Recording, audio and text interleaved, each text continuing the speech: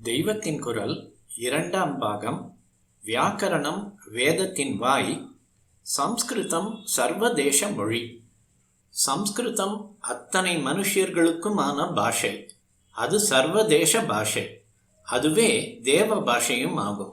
தேவர்களுக்கு கீர்வாணர் என்று பெயர். அதனால் சம்ஸ்கிருதத்துக்கு கயர்வாணி என்ற பெயரும் உண்டு. தேவ பாஷை என்று அதை தமிழ் கவிதைக்கு சக்கரவர்த்தி ஸ்தானத்திற்கு வைக்கப்பட்ட கம்பரும் சொல்கிறார். தேவபாடையில் இக்கதை செய்தவர் என்கிறார்.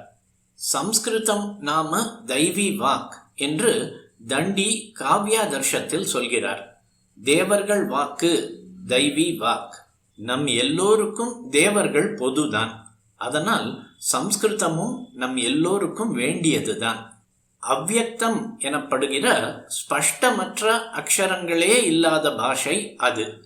இங்கிலீஷில் வேர்ட் என்கிற போது வே இர்ட் என்று எழுதுவதா ஓ இர்ட் என்று எழுதுவதா என்று தெரியவில்லை.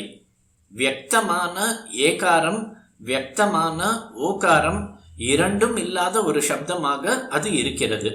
சம்ஸ்கிருதத்தில் இப்படிப்பட்ட ஒலிகள் இல்லை. வேர்ட் என்பதில் வேர்ட் என்று இர்ரை வியக்தமாக சொன்னாலும் தப்பாக இருக்கிறது. அதற்காக ரகாரமே இல்லாமல் வேர்ட் என்றாலும் சரியில்லை.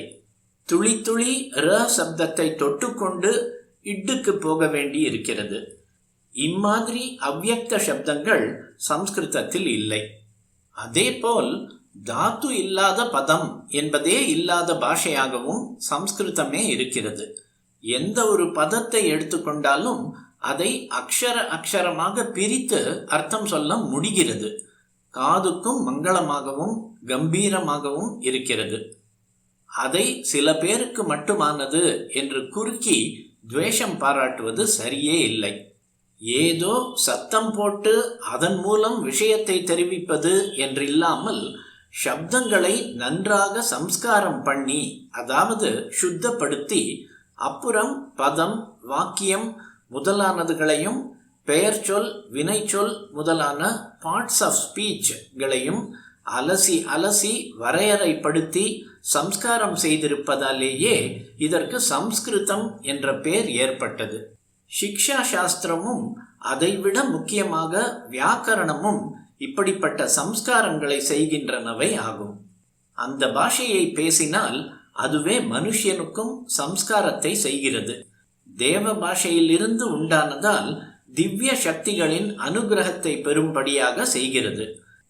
சம்ஸ்கிருத சப்தங்கள் உத்தமமான நாடி சலனங்களால் நல்லது செய்வதோடு நர்வஸ் சிஸ்டத்தை, நரம்பு மண்டலத்தை கூட வலுவாக்கி ஆரோக்கியம் தருகிறது என்கிறார்கள்.